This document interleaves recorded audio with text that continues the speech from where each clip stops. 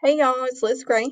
I wanted to walk you through how to submit your FAFSA. This may be your first year of doing this, so welcome. Once you go to FAFSA.gov, you're going to come to a screen here. We're going to select I am the student. Now, you should have already completed your FSA ID. If you have not, go ahead and click here where it says create one and go ahead and fill out the information after you click get started. But for this sample, FSA has provided one for us, so we are going to type that in. But when you're doing yours, you obviously would put in your own, however you set it up. Push next, read through this and accept. Okay, make sure that you are completing for 2021-2022, which is next school year. I'm going to click start over so you can see it from the beginning. Yours may not have this option, but I'm using one that is a sample one, so multiple people have used it. So we're going to start over from the beginning. The first thing they want you to do is create a save key, and it is something that you can create whatever you want it to be. I'm going to use 1, 2, 3, 4. 1, 2, 3, 4. And this allows you to stop the application if you need to, log off, come back later, and you will put in your save key and it will take you to where you left off. So push next. And be very patient with this website. It is very slow and often goes down. So if you have any questions or want some more explanation, you can click this and it will explain what we're about to do. We're going to go to next. Because you've logged in with your FSA ID, all of this first information should be auto completed for you. Just verify that it is correct. Okay. Okay, we're going to put in a phone number. This is my number. If you need to call or text, do so. Now we're going to verify our address. For this example, we're going to say Odessa, Texas, and the zip code. Okay. Push next. Have you lived in Texas for the last 5 years? Yes, Larry has. If you have not, then push no. Now you're going to answer for your U.S. citizenship. Yes, you are a U.S. citizen. No, but I am an eligible non-citizen. Or no, I am not a citizen or eligible non-citizen. Just answer the question that pertains to you. Push next. So what will your high school completion be when you begin college next school year? You will have your high school diploma. What college degree or certificate will you be working on when you begin next school year? This will vary. A lot of you may choose first bachelor's degree. If you're going to a 4-year university, that's what you would select. If you are working for an associate's degree, then choose the one that pertains to you. If you're going to school for a certificate or another diploma, then go ahead and click the one that pertains to you. And if any of these others pertain to you. But we're going to say Larry's going to school for his first bachelor's degree. Will you have your first bachelor's degree before you start school the next school year? No, you will not. What will your college grade level be when you begin the 2021-2022 school year? This gets a little tricky because some of you may have completed dual credit. Therefore, you've technically taken college classes, right? But you have never attended college full-time. So you're going to be a first-year student. So everybody should click this. Never attended college, first year. Are you interested in being considered for a work study? Yes, no, don't know. If there is ever a question that you don't fully understand, you can click this question mark here. We'll open a new tab and explain what that question is asking and helps you to answer it. We're going to push next. Are you male or female? Larry is male. And when you select male, it reminds you that when you're 18, you have to register for the selective service system. If you are 18 already, you have already done so. If you have not, then push no. If you have a driver's license, this is where you will put your driver's license number and go ahead and add the state where you got your driver's license. Now, you're going to have to answer, are you a foster youth or were you at any time in the foster care system? Larry was not, but if you have been, click yes. Now from here, you're going to decide which of your parents, if you have two, are going to be parent one and parent two.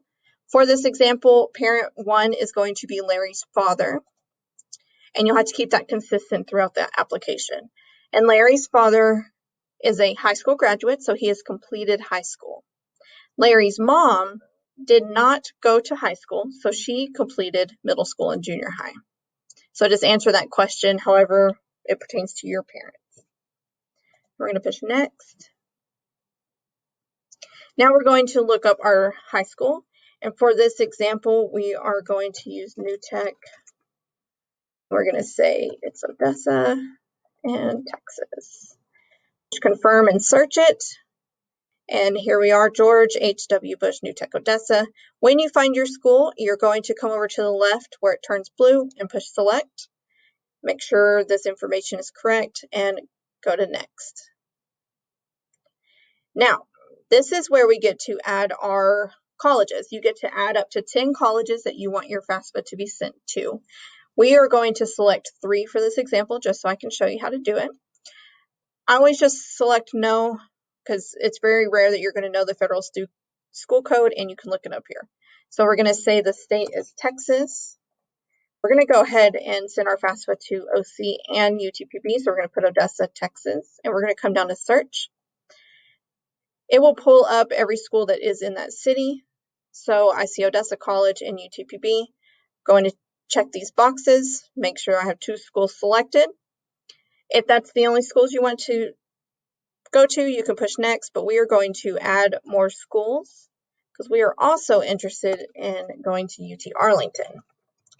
So we are going to put Arlington, Texas, and we are, as I said before, it pulls up all the schools that are in that city. So make sure you find the one that you are wanting to apply to. So University of Texas Arlington selected. We have 3 schools selected. That's all I want to send it to. You can always add more later. There is a separate video on how to do that. So we're going to push next. Now we have to answer our housing plans questions for each of the schools. So if you are staying in Odessa, you have the chance to possibly live at home with your parents, so you would choose that. If you are going to live in the dorms for the school, you would push on campus. If you are going to live off campus, like in your own apartment or your own house, that's when you would select off campus. For Odessa College, we're going to say with parent, UTPB with parent. But when we move to UT Arlington, we are going to live on campus in the dorms. We're going to go to next. As of today, what is your marital status? So if you are single, you would select this. If you're married, separated, or divorced, so Larry is single.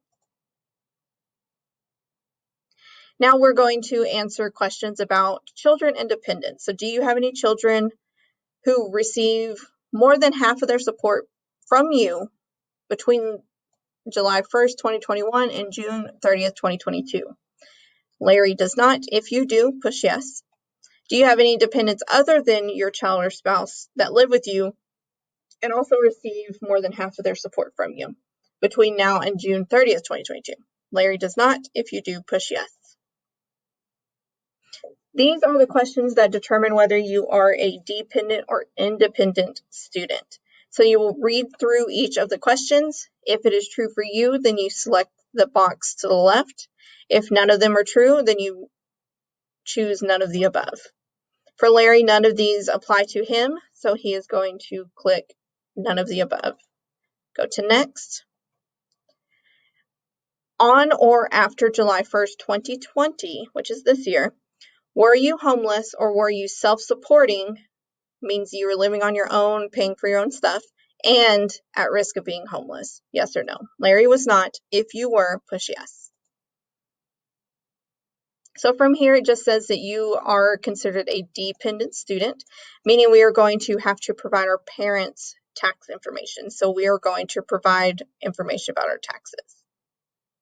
If you're unable to provide it, then click the second one. Okay, so as of today, what is the marital status of your parents? We are going to say Larry's parents are married, but select the one that is true for your parents. If they are married or remarried, you will put in the month and year that they were married. And here you will have to put in the information for parent one, or first parent, which, if you remember, is Larry's father. So they also gave us fake social, so we're going to use that. Parent's last name, I don't remember. I think it's just last name. Parent's first initial, we'll make it B. His birthday that was given to us is 11/11/1978.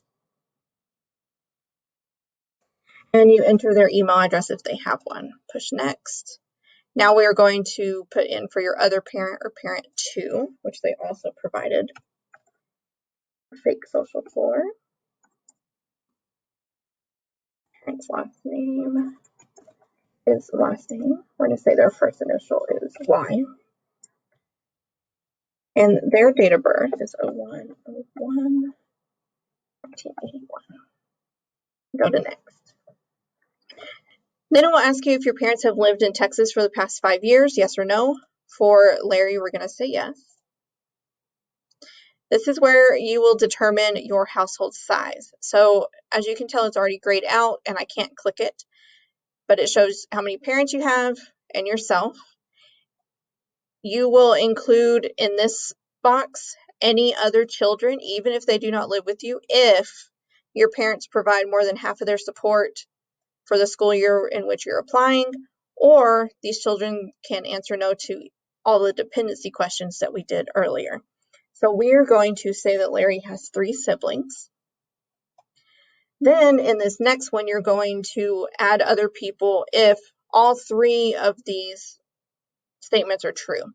That they live with your parents provide more than half of their support to them, and your parents will continue to provide that support for the school year in which you are applying.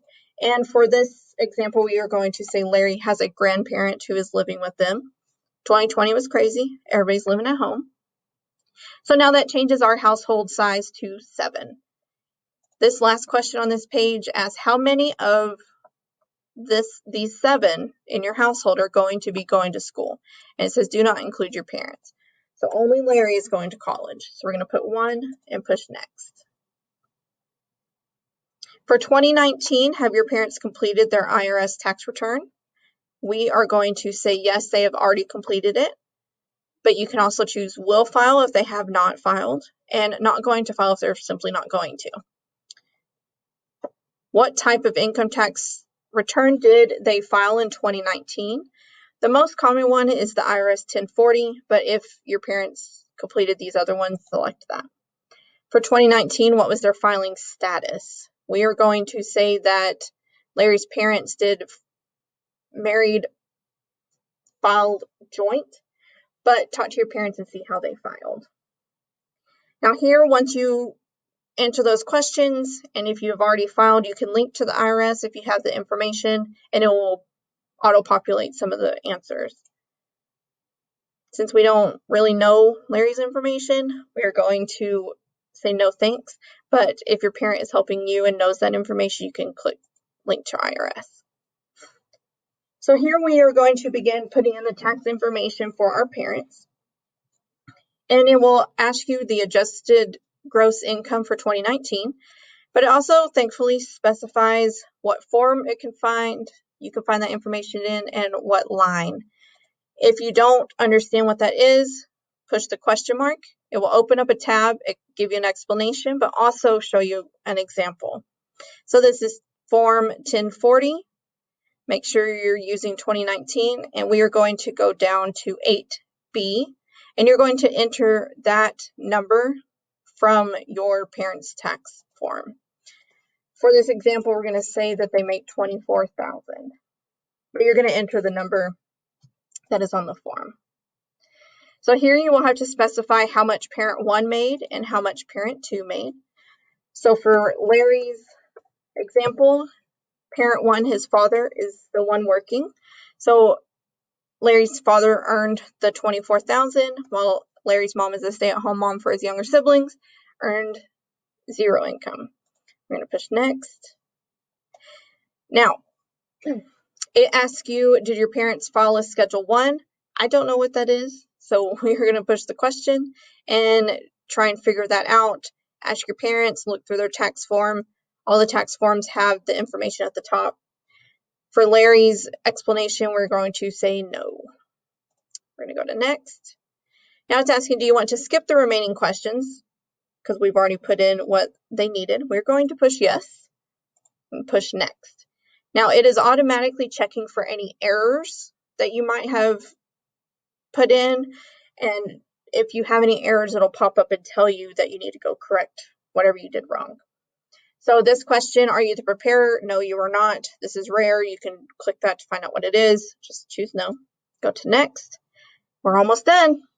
Now, it's very important for you to go ahead and just double check everything that you have filled in. If you find out that maybe you put in the wrong address, you can click this and it will take you to the page where you can correct it. Okay, we're going to go back to, sign and submit, and look through our answers again. So you're just going to scroll through, double check that all of your information is correct, and scroll all the way to the bottom, and we are going to go to next. Now, we have the opportunity to sign the FAFSA electronically. So you are already logged in using your FSA ID. So we're going to provide student signature, read through this and agree, push next, and then sign it. Now, one of your parents, whichever parent has the FSA ID, this is how they will sign it as well. They will provide the signature. You will decide whether it's parent 1, which is Larry's father, or parent 2, which is Larry's mother. We are going to sign in using Larry's father. They will read through this and agree. Now, if they have their FSA ID, which this says it does, so let's see if it works, and their password, and sign this FAFSA. But it did not work. Okay, so you might run into that. You can click forgot username and have your parent try and fix their FSA information. Or you can come down here to, if there's still an issue with your parent's FSA ID, come down here to other options to sign and submit. And it explains your 3 options. Sign electronically like we did as a student, print a signature page, or submit without signatures. If you submit without signatures, you can submit it now, but you'll still have to return later to sign it. And they might not process it without the signature. So for this example, we're going to say print a signature page and push next. And we're going to print signature page. It will look like this. Come down to print, and you would print it. Once you've printed it, come back and push close. It shows here that we printed a signature page. If you do that, make sure your parents sign it and get it into the mail immediately. Now we're going to submit my FAFSA now.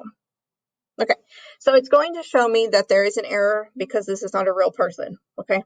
But in the background, if you can see it, it does say, congratulations, your FAFSA was submitted. That means you're done.